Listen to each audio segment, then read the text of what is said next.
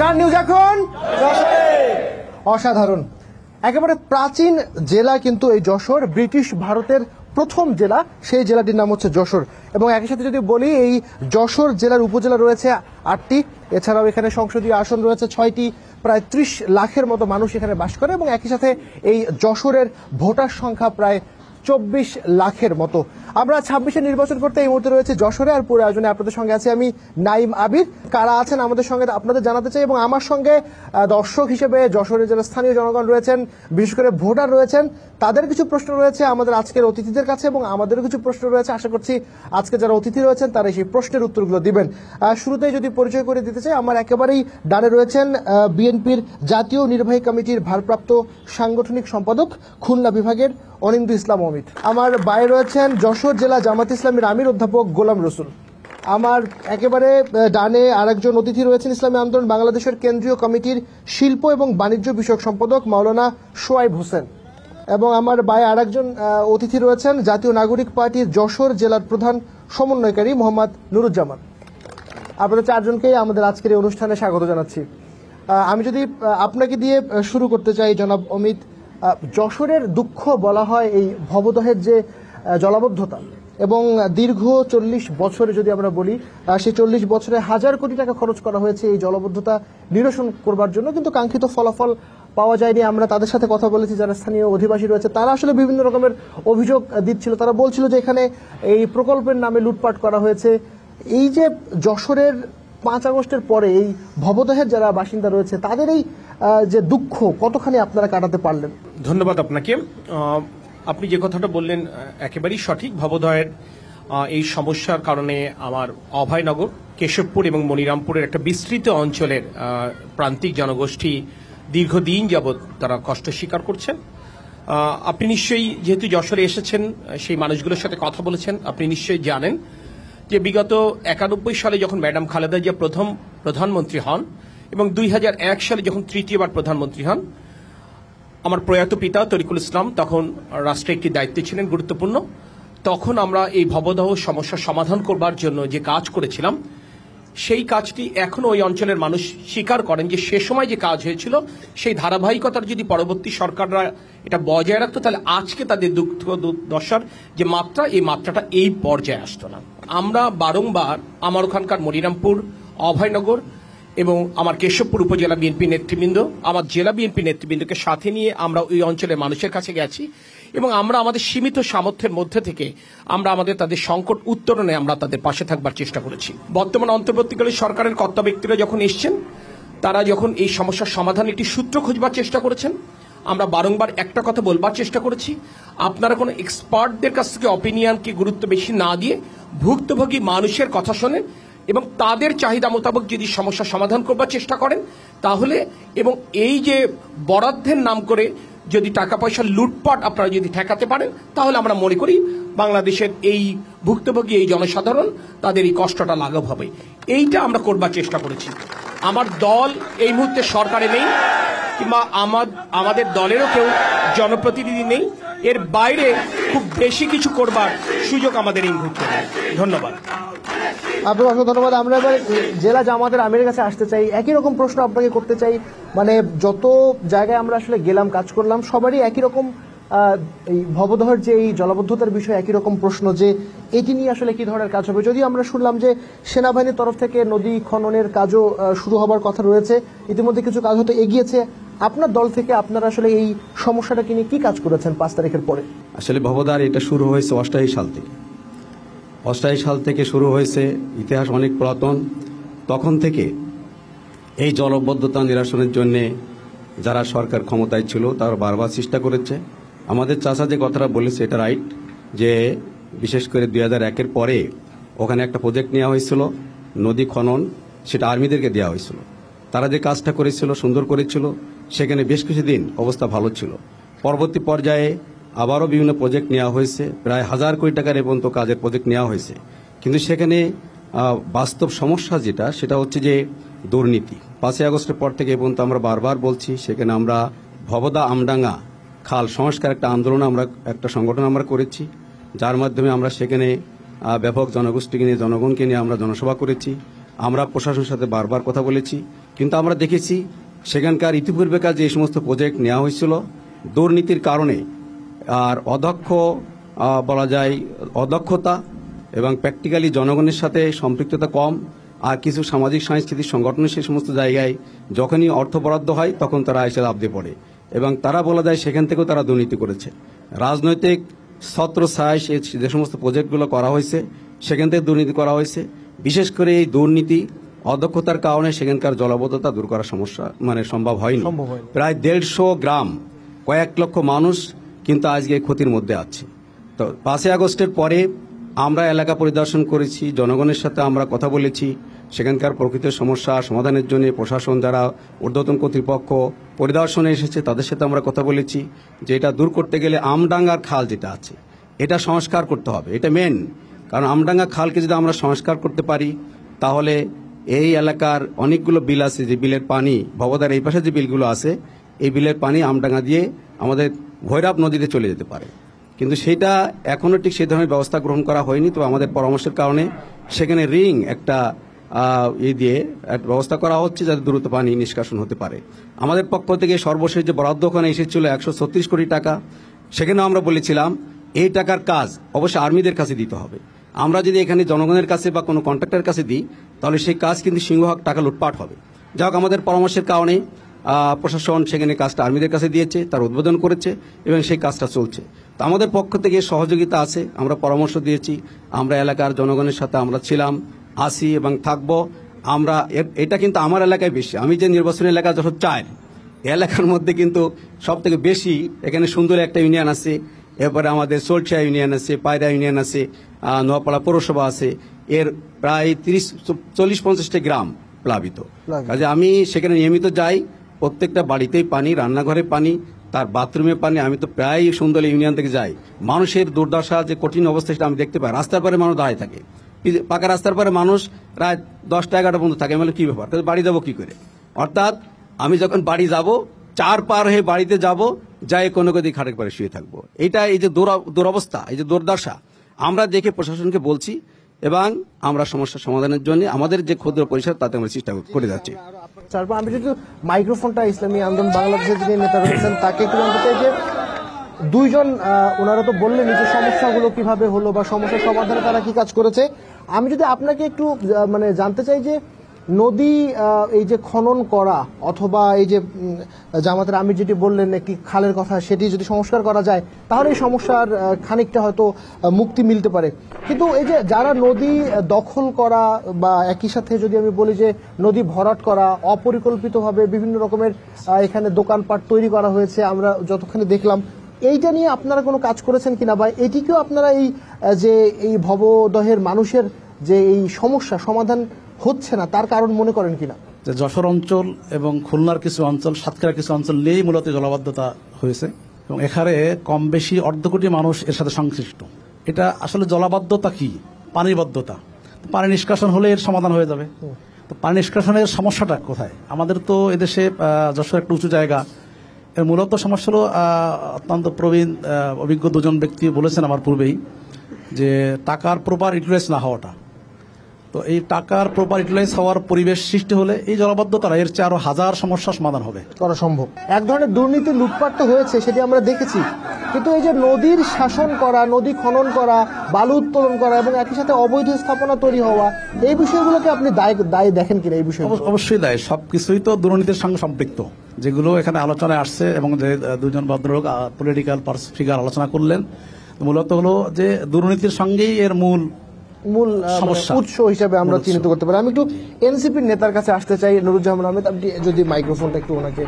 সেটি হলো যে আমরা ভবদহ নিয়ে যেহেতু আলাপ করছি এবং সব থেকে বড় সমস্যা হিসেবে এখানকার মানুষ এই ভবদহকে বলছে, একই প্রশ্ন আপনাকে করতে চাই। স্লুইস গেট নির্মাণ করা হয়েছে দীর্ঘদিন আগে, সেটি তো একরকমের সমস্যা, দুর্নীতির কারণে কাজ করা যায়নি, সেটিও ঠিক আছে। কিন্তু 5 আগস্টের পরে আমরা এর আগে দেখেছি যে একটা সময় আওয়ামী লীগের ছত্রছায়ায় এই নদীগুলো দখল করা হয়েছে, অবৈধ স্থাপনা তৈরি করা হয়েছে, বালু উত্তোলন করা হয়েছে, কিন্তু 5 আগস্টের পরেও তারা বলছে যে এটি এখনো একই রকম ভাবে চলছে। তাহলে কেন, পরিবর্তন কোথায় হলো বা এই বিষয়গুলোকে এই সমস্যা সমাধান না হবার জন্য কারণ হিসেবে দেখেন কিনা? আসলে আপনি সত্যই বলেছেন যে 88 সালের পর থেকে শুনেছি ভবদহর প্রবলেম, আমরা নিজেও অনেকবার সেখানে গিয়েছি। গত 4-5 মাস আগে আমাদের মাননীয় পরিবেশ মন্ত্রী যশোরে আসছিলেন, ওনার সাথেও সফর সঙ্গী হওয়ার সুযোগ হয়েছিল। তো আপনি যেটা বলছেন যে নদীর জায়গা বা খালের জায়গা পাশে মানে আবাসিক স্থাপনা তৈরি করা, বালি ভরাট করে দখল করা, যেটা 15-17 বছর ফ্যাসিস্ট আওয়ামী লীগের আমলেও ছিল, এখন সেটা চলছে। এখানে যশোরের মূলত বড় বড় পলিটিক্যাল যারা নেতৃবৃন্দ সবাই আছেন। আমার মনে হয় এই জায়গায় যারা উপস্থিত আছেন তারা যদি একটু সচেতন হয়, তাহলে ওই ফ্যাসিস্ট আমলের যারা বালি দখল করে, চর দখল করে বা ঘর নির্মাণ করে অবৈধভাবে, তারা এটা সাহস পায় না। আসলে পলিটিক্যাল নেতারা যারা মানে প্রথম সারির নেতা, তারা আসলে অর্ডার দেয় না যে তুমি বালি দখল করো, তুমি এখানে অবৈধ স্থাপনা মানে নির্মাণ করো, তুমি মানুষের চলাচলের গতি রুদ্ধ করো বা বন্ধ করে দাও। এটা আসলে এক শ্রেণীর যারা এই চাঁদাবাজ, দুর্নীতি, যারা এর থেকে মজা পায়, ফয়দা পায়, তারা এটা পলিটিক্যাল দলের নামগুলোকে ব্যবহার করে। আমি মনে করি 5 আগস্টের পরে পলিটিক্যাল দলগুলোকে আরো সচেতন হয়ে এগুলো বন্ধ করা দরকার। ধন্যবাদ। আমি একটু জনাব অমিত আপনার কাছে আসতে চাই যে মানে আমরা তো 5 আগস্টের আগে গত 15-16 বছরে আমরা এই ধরনের সমস্যাগুলো দেখলাম। নুরুজ্জামান আহমেদও বললেন একই কথা। মানে আপনাদের দায় কতখানি দেখেন, মানে রাজনৈতিক দল হিসেবে প্রধান 2টি রাজনৈতিক দল আপনারা এখানে রয়েছেন, রাজনৈতিক ছত্রছায়ায় এই ঘটনাগুলো এর আগে ঘটেছে, আমরা অহরহ দেখেছি, কিন্তু 5 আগস্টের পরেও এই ব্যাপারগুলো চলমান রয়েছে। সেই জায়গা থেকে আপনাদের দায় কতখানি দেখেন বা আপনাদের কি করার আছে বলে মনে করেন আপনারা, বা কি করেছেন? কোন রাজনৈতিক দলের দায়িত্বশীল ব্যক্তিবর্গ কিন্তু এই ধরনের কর্মকাণ্ডে পৃষ্ঠপোষকতা করে না, পৃষ্ঠপোষকতা দেয় না। যারা দুর্বৃত্ত তারা তাদের প্রয়োজনে, তাদের সুবিধা অনুযায়ী তারা এক একটা আনুকূল্য তারা গ্রহণ করে। আমি মনে করি 5ই আগস্ট পরবর্তী যে নতুন বাংলাদেশের চেতনা আমরা ধারণ করছি, সারা বাংলাদেশ যে নতুন বাংলাদেশের চেতনা ধারণ করছে, যশোরের মানুষও একই চেতনা ধারণ করছে, ওই অঞ্চলের মানুষও একই চেতনা ধারণ করছে। কিন্তু আসলে আপনার একটা মেশিনারিজ লাগে, যে মেশিনারিজের মাধ্যমে আসলে আপনি এর পরিবর্তনটা আপনি আনবেন। জনগণ চাইলেও এটা রাষ্ট্র ব্যবস্থা যদি এই জনগণের চাওয়ার প্রতিফলন করাতে ব্যর্থ হয়, তাহলে আসলে জনগণের চাওয়াটাও বাস্তব রূপ লাভ করে না। আপনি যদি বলেন যে জন আকাঙ্ক্ষা ছিল অন্তর্বর্তীকালীন সরকারের, যে ম্যান্ডেটটা ছিল, আমরা যদি এভাবে বিশ্বাস করতে চাই, এভাবে যদি ভাবতে চাই যে এই অন্তর্বর্তীকালীন সরকারের তার কোনো রাজনৈতিক কোনো রং ছিল না, তাহলে তার সবচাইতে সহজ ছিল এই দুর্বৃত্তায়ন কিংবা এই অনিয়মটা রোধ করবার। তাহলে তারা করলেন না কেন? আসলে ব্যাপারটা তারা পারেননি। আমি মনে করি ব্যাপারটা দীর্ঘ দিনের যে অনিয়ম, এটা রাতারাতি এটা পরিবর্তন হবে না। তবে আমি আপনাকে আশ্বস্ত করতে পারি, একটি নির্বাচিত সরকার যদি রাষ্ট্র পরিচালনার দায়িত্ব নেয় এবং সেই সরকার পরিচালনার সুযোগ যদি বাংলাদেশের জনগণ, বাংলাদেশ জাতীয়তাবাদী দল বিএনপিকে দেয়, আমরা কথা দিতে পারি অন্তত রাজনৈতিক পৃষ্ঠপোষকতায় দুর্বৃত্তায়ন ইনশাল্লাহ যশোরের হবে না। একই রকম প্রশ্ন আপনাকে যদি করতে চাই, রাজনৈতিক দুর্বৃত্তায়নের কথা বলা হচ্ছে, যদিও দল হিসেবে মানে সরকারের ব্যর্থতার বিষয় যদি সরকারের পক্ষ থেকে আসে, বড় 2টি দল হিসেবে জামাত এই বিষয়টিকে কিভাবে দেখছে বা এটি বন্ধ করবার পেছনে জামাত কি ধরনের ভূমিকা পালন করছে? আমরা আজকে যে বিষয়টা নিয়ে আলোচনা করছি, আসলে দীর্ঘদিন আমাদের বাংলাদেশে একটি স্বৈরাচারী ফ্যাসিবাদী সরকার প্রতিষ্ঠিত ছিল। প্রায় 15.5 বছর যখন বাংলাদেশের মানুষ ছিল একটি খাঁচার মধ্যে বন্দী। আমাদের বাক স্বাধীনতা ছিল না, গণতান্ত্রিক অধিকার ছিল না। আমরা কোনো মানুষের কোনো সমস্যা বা কোনো অধিকার নিয়ে আমরা কিন্তু কোনো মিছিল মিটিংও করতে পারিনি। তা আজকে যা হোক একটি সুযোগ সৃষ্টি হয়েছে। আমি এক্ষেত্রে কোরআনের একটা আয়াত বলতে চাই। আল্লাহ রাব্বুল আলামিন পবিত্র কোরআনে বলেছেন, কুনতুম খায়রা উম্মাতিন উখরিজাত লিন-নাস তা'মুরুনা বিল মা'রুফ ওয়া তানহাউনা আনিল মুনকার। তোমরা শ্রেষ্ঠ জাতি, তোমাদেরকে সৃষ্টি করা হয়েছে গোটা মানব জাতির কল্যাণের জন্য, মুক্তির জন্য। তোমরা ভালো কাজ যেগুলো আদেশ করবে, নিষেধ কাজ থেকে, খারাপ কাজ থেকে তোমরা নিষেধ করবে।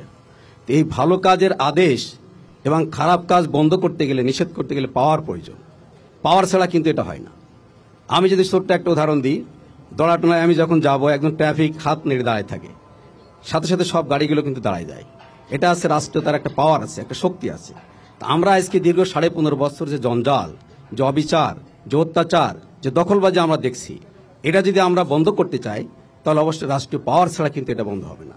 আমরা আজকে পরামর্শ দিতে পারি, রাষ্ট্রকে পরামর্শ দিতে পারি। যেমন চাচাও বলেছেন, আমরা ভবদার ব্যাপারে যে সমস্যাগুলো আছে, মানে অপরিকল্পিত মাছের ঘের তৈরি করা হয়েছে। মাছের ঘের তৈরি করার কারণে বিভিন্ন বিলে যে খালগুলো ছিল, যে খাল দিয়ে পানি নিষ্কাশন হতো, সেই খালগুলো দখল হয়ে গেছে। বিশেষ করে আমডাঙ্গার খালটা কিছু প্রভাবশালী ব্যক্তিরা সেখানে দখল করে বাড়িঘর দোকানপাটও নির্মাণ করেছে। আমরা ডিসি সাহেবকে বলেছি, আমরা সব জায়গায় বলেছি, কিন্তু সেগুলো তারা মুক্ত করতে পারছে না। কিন্তু আজকে আমরা শুধু পরামর্শ দিতে পারছি, কিন্তু বাট যেহেতু আমাদের হাতে কোনো ক্ষমতা নাই, রাষ্ট্রীয় পাওয়ার নাই, কাজে আমরা কিন্তু সেটা পাওয়ার অ্যাপ্লাই করে সেটা উচ্ছেদ করতেও পারছি না, সেটা বন্ধ করে মানুষের জন্য এই মুক্তির ব্যবস্থা কিন্তু আমরা করতে পারছি না। এজন্য আমরা বলতে চাই, যদি একটা নির্বাচিত সরকার আসে, তাদের হাতে যদি পাওয়ার থাকে এবং তারা যদি দুর্নীতি মুক্ত হয়, এই ভবদার সমস্যার সমাধানের জন্য সব থেকে বড় প্রবলেম আছে দুর্নীতি। ইতিপূর্বে যে সমস্ত রাজনৈতিক নেতৃবৃন্দ ছিল, যারা দীর্ঘ 15.5 বছর বিভিন্নভাবে কাজ করেছে, আমরা দেখেছি টিআরএম প্রকল্প ছিল, সেই প্রকল্পের বরাদ্দ ছিল 200 কোটি টাকা। সেই টিআরএম প্রকল্পে 200 কোটি টাকার আমার মনে হয় 80% টাকা কিন্তু রাজনৈতিক নেতৃবৃন্দ, অসাধু যারা প্রশাসনের লোক আছে এবং এলাকার কিছু সামাজিক সাংস্কৃতিক ব্যক্তি আছে, যারা সিজনাল সেই কোকিলের মতো, তারাও আসে, তারা কিন্তু বিভিন্ন জায়গায় ভাগ বটাকের টাকাগুলো কিন্তু খেয়ে গেছে। এই জন্য আমরা বলতে চাই, এই সমস্যার সমাধান করতে গেলে একটা গণতান্ত্রিক সরকার প্রয়োজন, প্লাস সেই গণতান্ত্রিক সরকারকে হতে হবে দুর্নীতি মুক্ত। এবং গণতান্ত্রিক সরকারে যারা এমপি থাকবে, যারা পরিচালক থাকবে, তাদেরকে হতে হবে স্বচ্ছ, দক্ষ, দেশপ্রেমিক এবং দুর্নীতিমুক্ত। তাহলে তারাই সেটাই পারবে এই সমস্যার সমাধান করতে। ধন্যবাদ। আমি ভবধার বিষয়ে একেবারে শেষ প্রশ্ন জনববিদ আপনাকে করে একটু শেষ করতে চাই, যদি মাইক্রোফোনটা দেন। আমি ঘেরের কথা বলছিলাম, ঘের দখল হবার, আমরা আসলে স্থানীয় গণমাধ্যমে বিভিন্ন রকমের কাজ করতে গিয়ে বিভিন্ন নিউজও দেখলাম, সাংবাদিকদের সাথে কথা হলো যে 5 আগস্ট পরবর্তী সময়ে ঘের দখলের যে ঘটনা, সেই ঘটনার সাথে বিএনপি বা বিএনপির যারা অঙ্গ সংগঠন রয়েছে তাদেরও যুক্ত থাকার ঘটনা আমরা দেখেছি। বিভিন্ন গণমাধ্যমের তরফের আমি রেফারেন্সের কথাটি বলছি, এবং বিভিন্ন রকম অভিযোগও সাধারণ যারা জনগণ রয়েছেন তাদের তরফ থেকে এই ধরনের অভিযোগ পেয়েছি। এটিকে নিয়ে আপনি কি কিছু বলতে চান এই বিষয়টিতে? আপনি অভিযোগ তো থাকতেই পারে, প্রশ্ন হচ্ছে অভিযোগের সত্যতা কতটুকু। একটা জিনিস মনে রাখবেন যে ব্যক্তির দায় কখনো দল নেয় না। আমি আপনাকে দায়িত্ব নিয়ে বলছি, আমি যে মাঠে বসে কথা বলছি, আমার সামনে আমার যশোর জেলা বিএনপির সভাপতি অ্যাডভোকেট সৈয়দ সাবিরুল হক সাবু এবং সাধারণ সম্পাদক জনাব দেলোয়ার হোসেন খোকন আছেন। যেটি আমার চাচা জামাত ইসলামের আমির সাহেব বললেন, উনাদের তরফ থেকে যেমন বলা হয়েছে, আমাদের তরফ থেকে কিন্তু জেলা এবং পুলিশ প্রশাসনকে আমরা বারংবারই বলেছি, যশোরকে আপনারা মাদক মুক্ত করেন, যশোরকে আপনারা সন্ত্রাস মুক্ত করেন, অবৈধ দখলদার আপনারা মুক্ত করেন। আপনারা যদি রাজনৈতিক দল হিসেবে আমাদের সমর্থন চান, আমাদের পূর্ণ সমর্থন রয়েছে। সমস্যাটা কোথায়? সমস্যাটা হচ্ছে প্রশাসনে এখনো কর্তা ব্যক্তি যারা আছেন তাদের অধিকাংশই সেই ফ্যাসিস্ট জামানার ব্যক্তিবর্গরই কিন্তু এখানে সংখ্যাধিক্য রয়েছে, যারা তাদের ওই 16 বছরের পাপের বোঝা এত ভারী যে তারা কোনো স্বাভাবিক কাজ করেন না। আমরা পরামর্শ দিতে পারি, আমি দায়িত্ব নিয়ে বলছি, আমার দলের যদি কোনো অপরাধ হয়ে থাকে আপনি ধরছেন না কেন? বরঞ্চ আমার দলের সর্বোচ্চ নেতা তারেক রহমান বারংবার বলেছেন, আমার দলের কেউ যদি অপরাধী থাকে এবং তার বিরুদ্ধে যদি সুনির্দিষ্ট কোনো অভিযোগ থাকে, আপনি পিক হিম আপ। তাহলে কেন প্রশাসন এটা করছে না? এটা হচ্ছে প্রশাসনের ত্রুটি। দেখেন, আপনি উন্নত বিশ্বের দিকেও যদি তাকান, সেখানে এই উন্নত তারা কেন হয়েছে? শুধু আইন প্রণয়ন করে উন্নত হয়নি, আইনের যথাযথ প্রয়োগ হয়েছে। যদি এই প্রয়োগটা না থাকতো, ওই উন্নত বিশ্ব কিন্তু ওই 1 মিনিট যখন ইলেকট্রিসিটি অফ হয়ে যায়, নিউ ইয়র্ক সিটিতে কিন্তু হাজারো ক্রাইম সংগঠিত হয়। তো মূল যে বিষয়টা, এটা গণমাধ্যম এই ধরনের অনেক সময় দায়িত্বশীল ভূমিকা পালন করতে অনেক সময় ব্যর্থ হয়। রাজনৈতিক প্রতিদ্বন্দ্বীরা অনেক সময় এই ধরনের কথা বলে কিছুটা সুযোগ সুবিধা নিতে চায়। আমরা যারা পাবলিক নিয়ে রাজনীতি করি তাদের তো এই অসুবিধা আমরা ভোগ করি, কিন্তু আমি এইটুকু দায়িত্ব নিয়ে বলতে পারি, আমার দল এই ধরনের দুর্নীতির সাথে আমার তার কোনো যোগসূত্র নেই। কোনো ব্যক্তি যদি করে থাকে এবং সেই ব্যক্তি যদি আমার মতো কোনো দায়িত্বশীল ব্যক্তি হোক, আমার দলের সিদ্ধান্ত হচ্ছে আপনি আমাকে ধরবেন এবং আমাকে কারাগারে পাঠাবেন, আমার দলের এখানে কোনো দায়িত্ব। এই মুহূর্তে আমরা আসলে দর্শকদের কাছে যেতে চাই, এখানে যারা নাগরিক সমাজ রয়েছেন তাদের কাছ থেকে আমরা প্রশ্ন নিতে চাই, যেহেতু এই রাজনৈতিক দলের যারা নেতা রয়েছেন তারা ভবদহের ব্যাপারে এবং একই সাথে তাদের দলের অবস্থান পরিষ্কার করেছেন এবং বলেছেন যদি কেউ অপরাধী হয়ে থাকে তাহলে প্রশাসন যে ব্যবস্থা নেবে তারা আসলে সহযোগিতা করবেন। এই বিষয় এবং এর বাইরে যে কোনো বিষয় নিয়ে প্রশ্ন করতে পারবেন। প্রথমে কার কাছে প্রশ্ন নিতে চাই? হাত ওঠালে আমাদের সহকর্মী যারা রয়েছেন এদিকটায়, যদি জি, এই যে ওনার কাছে একজন আমি প্রথমে প্রশ্ন করতে চাই, আজকের বর্তমান তরুণের প্রতীক বলে যশোরে মনে করা হয়, আইকন মনে হয় অনিন্দ্য ইসলাম অমিতকে।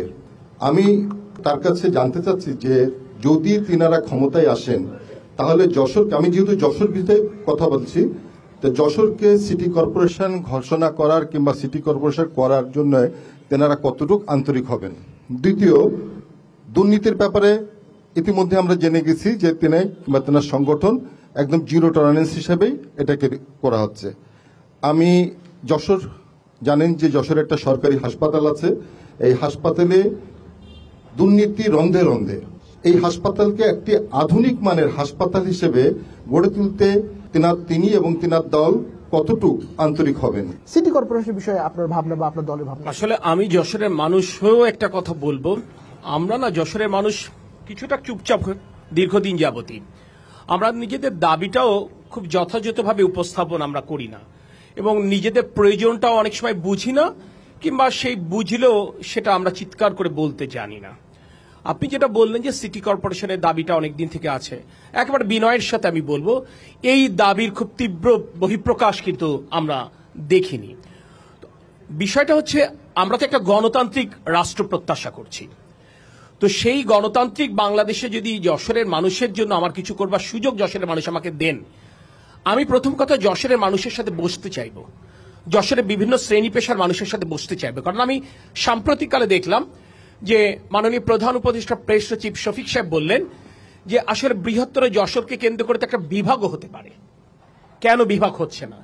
তাহলে আসলে আমাকে যশোরের বিভিন্ন স্টেক হোল্ডার, যারা বিভিন্ন রাজনৈতিক দল, বিভিন্ন সামাজিক সাংস্কৃতিক পেশাজীবী সংগঠন, আমার তাদের সাথে বসতে হবে, বসে আমাদেরকে অগ্রাধিকারটা নির্ধারণ করতে হবে যে আসলে আমাদের জন্য কি বিভাগ দাবি করাটা যৌক্তিক হবে, নাকি আমাদের জন্য সিটি কর্পোরেশন দাবি করাটা যৌক্তিক হবে। যেটা সংখ্যাগরিষ্ঠ মানুষ যেটা বলবে সেই দাবি নিয়ে আমি লড়াই করবো ইনশাল্লাহ, এটা আমি কথা দিই। আমরা নির্বাচন এবং কোনো ধর্মীয় উৎসবের সময় একটু বিপন্ন বোধ করি ধর্মীয় সংখ্যালঘুরা। এখন শুধু একটি উৎসব বা নির্বাচন কেন্দ্রিক কোনো বিপন্ন বোধের থেকেও খুব গুরুত্বপূর্ণ, আমি 4 জন সম্মানিত প্রার্থীর উদ্দেশ্যেই আমার বক্তব্য, যে একটা সাস্টেনেবল রিলেশন ডেভেলপমেন্ট, যেটা বাংলাদেশের চিরায়ত সংস্কৃতির একটা প্রমাণ, বাংলাদেশ যে এমন একটি পরিবেশ রচনার ক্ষেত্রে এই সম্মানিত প্রার্থীগণ তাদের বক্তব্য আমরা জানতে চাই।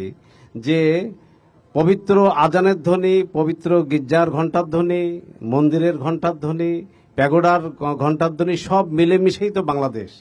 এই বাংলাদেশকে একটা নিরাপদ, সকল সম্প্রদায়ের জন্য একটা নিরাপদ আবাসস্থল করার জন্য তাদের কি ভূমিকা থাকবে? আপনাকে অসংখ্য ধন্যবাদ। আমরা যদি একটু জামাতের আমিরের কাছ থেকে এই প্রশ্নটির উত্তর একটু নিতে চাই, যে ধর্মীয় বৈচিত্র্যতা তো বাংলাদেশের মধ্যে রয়েছে, সেই জায়গা থেকে আপনারা উনি প্রশ্ন করছিলেন যে পরবর্তীতে যেন এই সংখ্যালঘু বা সংখ্যাগুরু এই বিষয়টি যেন মানে তৈরি না হয় যশোরের ক্ষেত্রে বিশেষ করে, আপনারা কি ধরনের কাজ করবেন?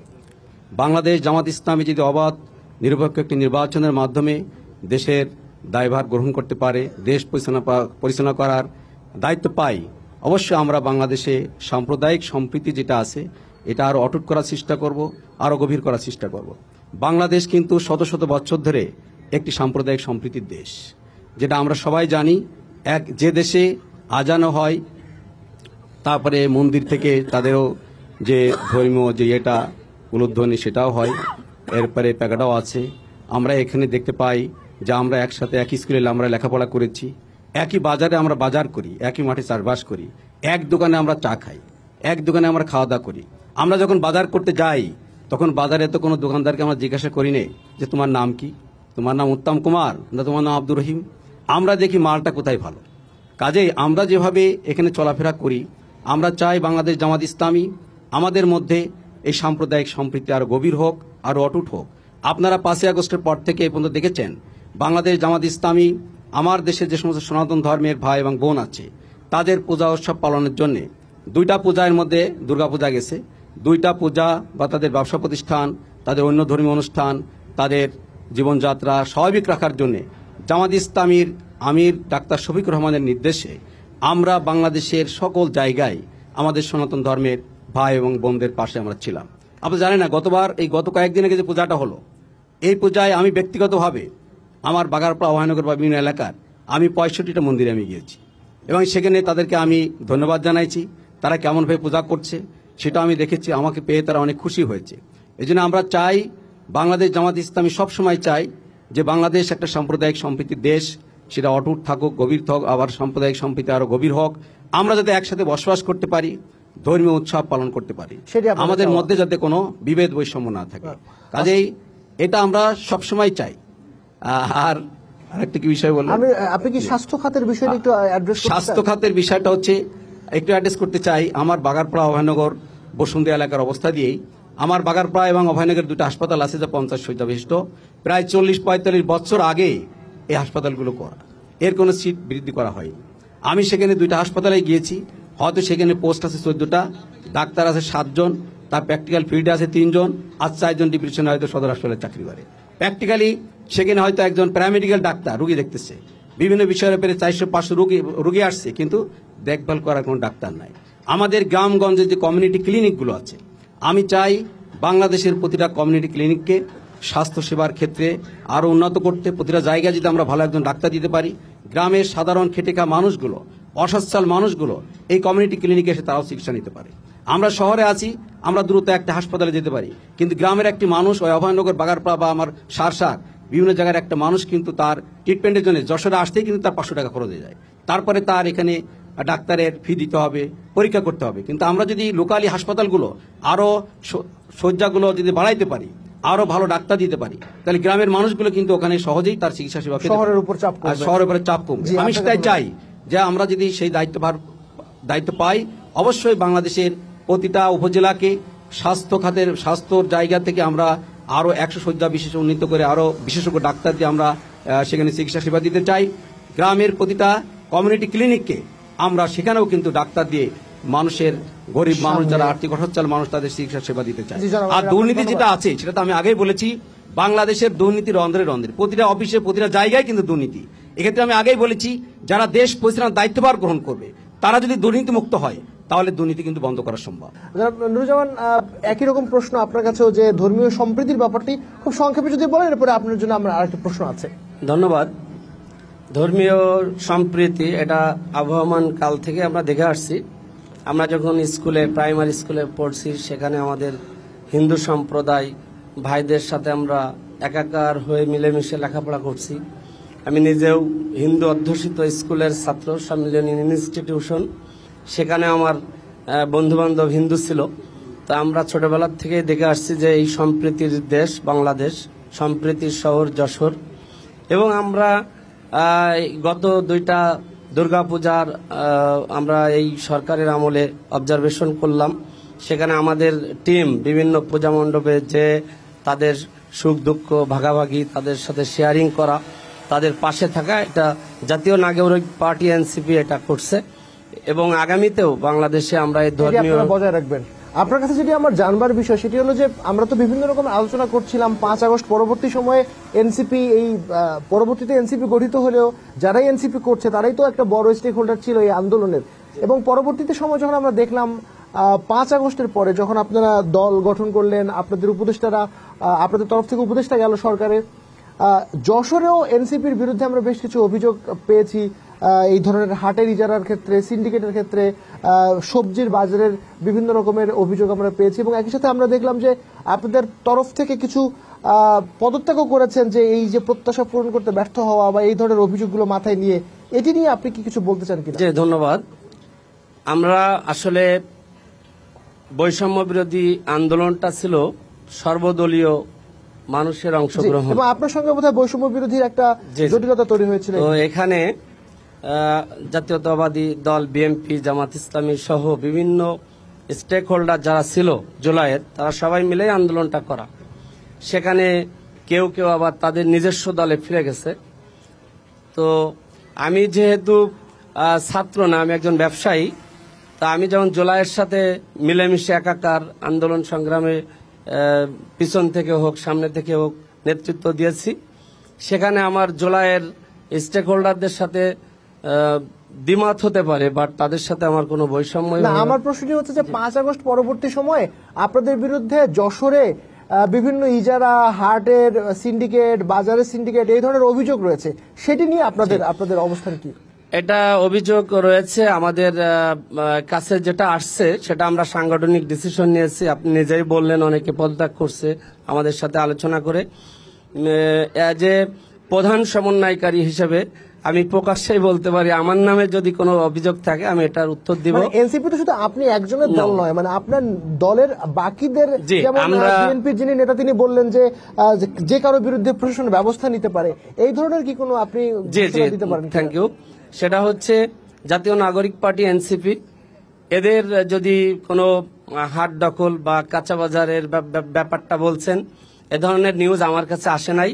এবং যদি এনসিপির পরিচয় দিয়ে কেউ দখলদারিত্ব বা চাঁদাবাজি, যার কারণে আজকে 1500 ছাত্রছাত্রী জীবন দিল, যার কারণে অসংখ্য মানুষ পঙ্গুত্ব বরণ করলো, সেই ধরনের দলে যদি এ ধরনের হয়ে থাকে তো অবশ্যই আইনের আওতায় আসলে তারা গ্রেপ্তার হবে এবং সাংগঠনিক ডিসিশন নেওয়া হবে। ধন্যবাদ। আমি একটু ইসলামী আন্দোলনের যিনি নেতা রয়েছেন, একই রকম প্রশ্ন দর্শকের, যে ধর্মীয় সম্প্রীতির ব্যাপারটা যদি আপনি একটু বলেন। ধন্যবাদ। ধর্মীয় সম্প্রীতি বিষয়টা বলছি, তার আগে একটু স্বাস্থ্য খাত নিয়ে একটু বলছি। অবশ্যই স্বাস্থ্য খাতের দুর্নীতি এটা সর্বজন স্বীকৃত একটা বিষয়, এবং সিন্ডিকেটের বিষয়টি আপনি বলবেন যে সদর হাসপাতালে আমাদের বন্ধু অমিত ভাই খুব সুন্দর বলছেন। এটাই ফ্যাক্ট যে 250 শয্যা হাসপাতালে 850, 800, 900 প্লাস রোগী অ্যাডমিট থাকে। তাদের জন্য বেড 250 এবং খাদ্যের বরাদ্দ 250, ঔষধ 250। তো এই যে একটা বিভীষিকাময় অবস্থায় আমরা যশোরকে পার করছি, এটা সত্যিকার অর্থেই খুব মানবেতর, দুঃখজনক। সেই সাথে যে এখানে সিন্ডিকেট আছে, দুর্নীতি আছে, অনিয়ম আছে, এইটাও সর্বজন বিদিত। এই সিন্ডিকেটটা 5 আগস্টের পরে বন্ধ করা যাচ্ছে না কেন? কারা করছে আসলে? এটা তো দিবালোকের মতন সুস্পষ্ট। তো ভাই বলে গেছেন যে আমরা কাউকে শেল্টার দেই না, বলিও না, এটাই বাস্তব। এরপরও আসলে যে দুর্নীতি পরায়ণ বা যিনি সুবিধাভোগী, তেনারা খোলস পাল্টায়। তো এই খোলস পাল্টানোর দায় কারো না কারো উপরে আসে, মানে আগে আমলে ছিল। তো এই আসলে বিষয়টা কি, দুর্নীতি বন্ধ করতে হলে বেসিক্যালি যেই দল বা যেই সংগঠন দুর্নীতির ক্ষেত্রে জিরো টলারেন্স, তাদেরকে ফিক্স আপ করতে হবে, নিতে হবে। জনগণ যদি আগামী নির্বাচনে দুর্নীতিগ্রস্ত দলের তালিকায় যারা জিরো টলারেন্স তাদেরকে গ্রহণ করে, তাহলে দেশে দুর্নীতিমুক্ত হওয়া সম্ভব। বিষয় হলো খুব চমৎকার শঙ্করদা বলছেন, সাম্প্রদায়িক সম্প্রীতি বিনষ্ট। বিষয়টা হলো বাংলাদেশ একটা অত্যন্ত উজ্জ্বল উদাহরণ, নক্ষত্রই বলা চলে। সাম্প্রদায়িক সম্প্রীতি তথা আপনার ভিন্ন মতের বা দলের, ভিন্ন ধর্মের যে একটা অবাধ বিচরণ, এটার উদাহরণ বিশ্বে বিরল। বাংলাদেশটা তত চমৎকার। আমরা বলতে পারি আফটার লিবারেশন এদেশে কোনো সাম্প্রদায়িক দাঙ্গা হয় নাই। এটা তো একটা জ্বলন্ত প্রমাণ যে আমাদের সাম্প্রদায়িক সম্প্রীতি কতটা সাস্টেনেবল। এটা একেবারে দিবালোকের মতো সুস্পষ্ট। পক্ষান্তরে আমরা দেখি সারা বিশ্বেই বিভিন্ন দেশে প্রচন্ড পরিমাণ মুসলিমরা নির্যাতিত হয়, নিগৃহীত হয়, নিষ্পেষিত হয়, নিপীড়িত হয়। তো তার কোনো প্রতিক্রিয়া দেশে কিন্তু পড়ে না। কেন পড়ে না? এটা একটা Islamic religious type of activities. সেটা হলো এরকম যে আমরা যারা মুসলমান, আমরা মনে করি আমাদের রিলিজিয়াস টাইপ অফ অ্যাক্টিভিটিসের কারণেই মনে করি যে আমাদের মুসলমানদের কাছে বা মুসলিম রাষ্ট্রে একজন মুসলমানের সম্মান, সম্পদ, সম্ভ্রম, তার রক্ত যেমন নিরাপদ, একজন অমুসলমানেরও সম্মান, সম্পদ, রক্ত ঠিক একই রূপে নিরাপত্তার ক্ষেত্রে সম অধিকার। তো এইটা আমরা যেহেতু এখানে এস্টাবলিশড হয়ে আছে, এজন্য সাম্প্রদায়িক সম্প্রীতি এখানে সাস্টেনেবল। বাকি উনি যে আতঙ্ক কথা বলছেন, আতঙ্ক না, ঠিক উনি একটা আরো সুন্দর চেয়েছেন, ধন্যবাদ। এই জন্য আমরা 5 আগস্টের পরে কাজ করব না, অলরেডি কাজ ডান। সেটা হলো 5 আগস্টের পরে বাংলাদেশে আমরা সকলেই, আপনারা দেখছেন ইসলামী আন্দোলন বাংলাদেশ কি পরিমাণ আমরা এখানে তাদেরকে সহায়তা করেছি, জামাত ইসলামীও করেছে, বিএনপি কর্মীরাও করেছে। কেন করেছে? এটা এই জন্য করে নাই যে পলিটিক্যাল সেফের জন্য না, এটা হলো এই জন্য যে আসলে এটা একটা খুব বুঝার বিষয়। একটু কাইন্ডলি সময় দিবেন যে এদেশে সাম্প্রদায়িক সম্প্রীতি নষ্ট হয়েছে কখন, কারা করছে? এটা absolutely religious type activities not, এটা হলো পলিটিক্যাল অ্যাফেয়ার্স। অর্থাৎ যখন যারা আছে, কুমিল্লাতে আপনার গির্জায় কোরআন শরীফ পাওয়া গেছে। মুসলমানদের কাছে, আমাদের কাছে যেমন কোরআন পবিত্র, ঠিক হিন্দুদের কাছেও কিন্তু গীতা পবিত্র। তো তারা আমাদের কাছে যেমন গীতা আমরা ওইভাবে রিসিভ করি না, তারাও কোরআন রিসিভ করে না। তো তাদের কাছে কে পাঠায়? সেটা হলো পলিটিক্যাল অ্যাফেয়ার্স। অর্থাৎ পানি ঘোলা করে মাছ শিকার করা। মানে রাজনৈতিক ভাবে এটি এটি ঘটেছে। Definitely, আমরা definitely. খুবই অল্প, তো আমি একটু Thank জনাব you. অমিতের কাছে আচ্ছা। আসতে চাই। জনাব অমিত, এই যশোরের 140 কিলোমিটার সীমান্ত রয়েছে এবং এখানে কিশোর গ্যাংয়ের একটা আধিপত্য রয়েছে, এটা আমরা আগের সময়ও দেখেছি, 5 আগস্ট পরবর্তী সময়ও দেখেছি।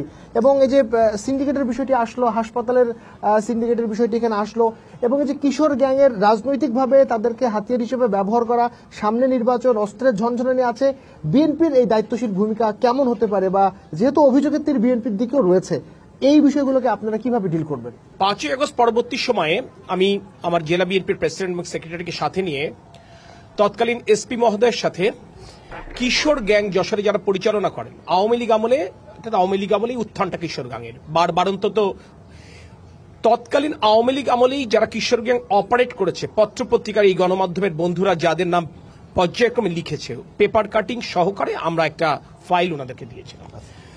এভাবে আমার বক্তব্য ছিল যে এটা আসলে আপনাদের কাছে আছে, তথ্যটা আছে, বাট আপনি যেহেতু নতুন মানুষ, হয়তো বা আপনার কাছে নাও থাকতে পারে রেকর্ড, তো প্লিজ মানুষের এটা একটা চূড়ান্ত একটা বিরক্তি জায়গা। 14 থেকে 17 বছর এই কিশোর গ্যাং এত বেশি অপরাধে জড়িয়ে পড়ছে, এটা আমাদের জন্য একটা অসম্ভব সামাজিক সমস্যা তৈরি করছে। আপনারা এই ব্যাপারে একটু কঠোর হস্ত দমন করবার চেষ্টা করেন। কিন্তু আমি জানি না বাংলাদেশের অন্য জায়গার বাস্তবতাটা কি, আমি দায়িত্ব নিয়ে বলতে পারি, আমার কথায় হয়তো আমার প্রশাসনের বন্ধুরা কষ্ট পাবেন, কিন্তু সত্য কথা হচ্ছে তারা এখনো পর্যন্ত তাদের সক্ষমতার সিংহভাগ দেখাতে পারেননি। কিন্তু যেটি দিনের আলোর মতো সত্য সেটি হচ্ছে এই শহর কিংবা শহরতলির কোনো জায়গায় বিএনপি কোনো কিশোরগঞ্জের পৃষ্ঠপোষকতা দেয়নি এবং দিচ্ছে না। এটা একবার খুব সুস্পষ্ট করে বলতে পারি, এবং আমি আপনাকে দৃঢ়ভাবে বলছি, আগামী নির্বাচনকে কেন্দ্র করে বিএনপি কিশোর গ্যাংকে ব্যবহার করবে না। অন্য কোনো রাজনৈতিক দল যদি করতে চায় করুক, সেটা তাদের এজেন্ডা, আমরা করব না। আমাদের জাস্ট দুটি প্রশ্ন, শুধুমাত্র প্রশ্নটি করবেন। আমরা একটি স্বৈরাচার পতনের পরে দীর্ঘ সময় পার হয়েছে, কিন্তু দেশে স্থিতিশীলতা আসেনি, এবং এই দেশের জনগণ মনে করে যে একটি নির্বাচনী মাধ্যমে একটি নির্বাচিত সরকার আসলেই হয়তো বা স্থিতিশীলতা আসবে। তো সেই নির্বাচন নিয়ে নানা রকম টাল বাহানা দেখা যায়। আজকে যখনই আপনি হাঁটতে যাবেন, কোথাও ঘুরতে যাবেন, লোকে জিজ্ঞাসা করে যে ভাই নির্বাচন কি হবে ফেব্রুয়ারিতে? তো এই যে অনিশ্চয়তা, এই অনিশ্চয়তা জন্য মানুষ যেমন এই বর্তমান সরকারকে দায়ী করে, পাশাপাশি যারা এই যে আমাদের জুলাইয়ের আন্দোলনে যারা ছিলেন তাদের অনেকের কথাও বলে। তো আমি মনে করি যে এই যে রাজনৈতিক দলগুলোকে নিয়ে আপনি বসে আছেন, আমিও তাদের মধ্যে একজন, তো তাদেরকে আসলে পরিষ্কার করতে হবে যে তারা এই নির্ধারিত সময় নির্বাচন চান কিনা। যে আপনাকে অসংখ্য ধন্যবাদ। আরেকটি প্রশ্ন, একেবারে শেষ প্রশ্ন। যশোরের শহরের দক্ষিণ পাশ দিয়ে আরো একটা নদী বয়ে গেছে, যে নদীটি এখন ড্রেনে রূপান্তরিত হয়েছে। আপনারা যদি রাষ্ট্র ক্ষমতায় যে দল আসবেন, তারা সামনের দিনে এই নদীটি নিয়ে কোনো পরিকল্পনা আছে কিনা সেটা জানাবেন। আপনাকে ধন্যবাদ। আমি একেবারে দুটি প্রশ্ন নিয়ে শেষ করতে চাই। প্রথমে এনসিপি যিনি নেতা রয়েছেন তার কাছে জানতে চাই যে 26 নির্বাচন ফেব্রুয়ারিতে হচ্ছে কিনা, আপনার দলের অবস্থান কি? ইতিমধ্যে আপনারা দেখছেন আমরা কিন্তু সংস্কার প্রস্তাবে সই সিগনেচার করি নাই। একটাই কারণ হচ্ছে আমরা এটার স্বীকৃতি চাচ্ছি। তো এখন স্বীকৃতি চাচ্ছি একটা দল, কিন্তু বাংলাদেশে তো মানে নির্বাচন করবে অনেক দল, সবাই সনদে স্বাক্ষরও করে ফেলেছে। আমরা চাচ্ছি গণভোটটা আগে হোক, তারপরে আমরা নির্বাচন। এর আগে আমাদের জাতীয় নাগরিক পার্টি এনসিপি নির্বাচনে যাবে না, এটা আমার পার্টির পক্ষ যদি গণভোট না হয় ফেব্রুয়ারির আগে, সেক্ষেত্রে জাতীয় নেতৃবৃন্দ বসেই ডিসিশন নেবে। যে আমি একটু জামাতের আমিরের কাছে একই প্রশ্ন করতে চাই যে নির্বাচনের ব্যাপারে যদিও আজকে দেখলাম 8 দলের আপনাদের কর্মসূচি আপনারা দিয়েছেন, আপনি নির্বাচনের বিষয়ে কি বলবেন? আমি আগেই বলেছি, আমাদের যে অন্তর্বর্তীকালীন সরকার আছে তারা নির্বাচনের একটা সম্ভাব্য সময় দেশের জনগণের সামনে ঘোষণা করেছে ফেব্রুয়ারি মাস। বাংলাদেশ জামাত ইসলামী 1 বছর আগে থেকেই বাংলাদেশের 300টা নির্বাচনী এলাকার প্রার্থীদের নাম ঘোষণা করেছে, এবং সকল জায়গায় জামাত ইসলামীর প্রার্থীরা আগামী ফেব্রুয়ারি মাসে নির্বাচনের জন্য প্রস্তুতি গ্রহণ করছে। এবং আমি আশাবাদী ফেব্রুয়ারি মাসে নির্বাচন হলে জামাত সেই নির্বাচনে তার সকল শক্তি সমর্থন নিয়ে অংশগ্রহণ করবে। তো আমাদের একটি বক্তব্য আছে জুলাই সনদ নিয়ে, যেটা আপনারা দেখেছেন। জুলাই সনদে আমরা স্বাক্ষর করেছি জুলাই সনদকে আমরা চাই গণভোটের মাধ্যমে সংবিধানের অন্তর্ভুক্ত করতে। এই জন্য আমরা একটা শর্ত দিয়েছি, কিন্তু শর্ত দেওয়ার পরেও ফেব্রুয়ারি মাসে নির্বাচন করার পূর্ণ প্রস্তুতি কিন্তু জামাত ইসলামের আছে। এটা আপনারা সবাই জানেন। অনেক দল কিন্তু এখনো 300 আসনে কিন্তু তাদের নাম ঘোষণা করতে পারেনি। জামাত ইসলামী 1 বছর আগের থেকে ঘোষণা করে নির্বাচনের প্রস্তুতির কাজ করে যাচ্ছে। আমাদের সবাই আর একটা কথা আমি বলেছি, নির্বাচনের জন্য তো আমি আগেই বলেছি যে লেভেল প্লেইং ফিল্ড করতে হবে, সন্ত্রাসীদের গ্রেপ্তার করতে হবে, এবং আগে যে পতিত স্বৈরাচার তাদের যে প্রশাসনিক যে সমস্ত অফিসারগুলো আছে যারা এখনো অনেকেই আওয়ামী লীগের এজেন্ডা বাস্তবায়ন করার চেষ্টা করছে, তাদেরকে অবশ্যই ওই জায়গা থেকে সরাইতে হবে। সরাই নিরপেক্ষ লোক দিয়ে আগামী দিনে নির্বাচন যদি অবাধ নিরপেক্ষ হয়, স্বচ্ছ হয়, তার জন্য ব্যবস্থা গ্রহণ করতে হবে। সবাইকে ধন্যবাদ। ধন্যবাদ। আসলে নির্বাচনটা আমরা দাবি করলাম কিসের ভিত্তিতে? যে জুলাই আন্দোলন না হতো তাহলে নিশ্চয়ই কিসের নির্বাচন দাবি করতাম? এই সুযোগটাই কোথায় ছিল আমাদের? এই চিন্তাই তো ছিল না। যেই জুলাই আন্দোলনের কারণে আমরা নির্বাচন দাবি করার সুযোগ পেলাম, আজকে সেই জুলাই আন্দোলনের আইনি স্বীকৃতি দিব না, এটা কি হতে পারে? এটা আদৌ মানবিক? অতএব আমাদের দাবি হলো জুলাই সনদকে আইনি ভিত্তি দিতে হবে। এই আইনি ভিত্তির প্রেক্ষিতে নির্বাচনটা আইনি ভিত্তি পাবে। ফেব্রুয়ারিতে কোনো অসুবিধা নেই আপনাদের জন্য? প্রশ্নই আসে না। ফেব্রুয়ারি আমরা তো জানি হয়তো অসুবিধা, আমরা তো অলরেডি 300 আসনে আরো আগে ঘোষণা করেছি। আমরা অলরেডি ফিল্ড ওয়ার্ক করছি, মানুষের দ্বারা দ্বারা যাচ্ছি, এবং নির্বাচনী সকল কর্মপরিকল্পনা ইনশাল্লাহ আমাদের জন্য সোচ্চার। আপনাকে অসংখ্য ধন্যবাদ। অমিতের কাছে একটু আসতে চাই, একেবারে শেষ প্রশ্ন একই রকম। সংস্কার, নির্বাচন, জুলাই সনদ নির্বাচন নিয়ে যে মতৈক্য তৈরি হয়েছে রাজনৈতিক দলগুলোর তরফ থেকে, বিএনপির পক্ষ থেকে আপনার অবস্থান যদি শেষ ব্যক্ত করেন। সংস্কার, বিচার, নির্বাচন, এই তিনটা নিয়ে যে অস্থিরতা, অনিশ্চয়তা তৈরি হয়েছে, আমি মনে করি যে বাংলাদেশের ভবিষ্যতের জন্য ভালো না। দেখেন, ফ্যাসিবাদ বিরোধী রাজনৈতিক, সামাজিক, সাংস্কৃতিক শক্তির মধ্যে যদি কোনো একটি কারণে অনৈক্য তৈরি হয়, সুবিধাটা কিন্তু পাবে পতিত ফ্যাসিস্ট, ফ্যাসিবাদের দোসর, তারাই কিন্তু সুবিধা প্রাপ্ত হবে। আমরা যাই করি না কেন এই বিষয়টাকে বিবেচনায় আনতে হবে।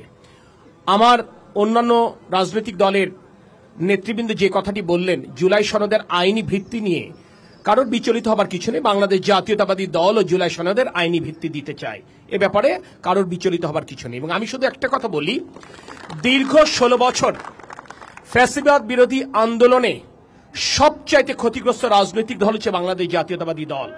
তাই জুলাই গণ অভ্যুত্থানে যারা শাহাদত বরণ করেছেন, কিংবা জুলাই গণ অভ্যুত্থানে যারা পঙ্গুত্ব বরণ করেছেন, আর জুলাই গণ অভ্যুত্থানে যারা প্রথম কাতারে ছিলেন, তাদের প্রতি বাংলাদেশ জাতীয়তাবাদী দলের একটি দায়বদ্ধতা আছে।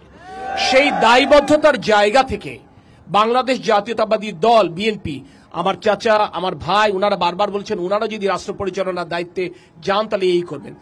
আমাদের স্পিরিটটা হচ্ছে, আমরা যদি রাষ্ট্র পরিচালনার সুযোগ বাংলাদেশের জনগণ আমাদেরকে দেন, আমরা ফ্যাসিবাদ বিরোধী সকল রাজনৈতিক শক্তিকে সাথে নিয়ে নতুন বাংলাদেশ করতে চাই। এটি হচ্ছে আমাদের স্পিরিট। ধন্যবাদ, অসংখ্য ধন্যবাদ। যে আপনি একেবারে 20 সেকেন্ডে যদি বলেন। আমার চাচা অবশ্যই বলেছে, বাংলাদেশ জামাত ইসলামীর আমির ডাক্তার শফিকুর রহমান বলেছেন একটি কথা, কয়েকদিন আগে আপনারা দেখেছেন, বাংলাদেশের মানুষ যদি আমাদেরকে দেশ পরিচালনার দায়িত্বভার দেয়, আমরা বাংলাদেশে ফ্যাসিবাদ বিরোধী যে রাজনৈতিক দলগুলো আছে, এমনকি বিএনপিকেও নিয়ে বাংলাদেশের রাষ্ট্র আমরা পরিচালনা করার চিন্তা ভাবনা করছি। আমরা সবাইকে যারা এখানে আছেন, আমি জামাত ইসলামের পক্ষ থেকে, সবার পক্ষ থেকে আমি সবাইকে ধন্যবাদ জানাতে চাই। বিশেষ করে স্টার নিউজ, তাকেও এই আয়োজন করার জন্য বারবার তাদেরকে মোবারকবাদ জানাই, ধন্যবাদ জানাই। আপনাকে অসংখ্য ধন্যবাদ।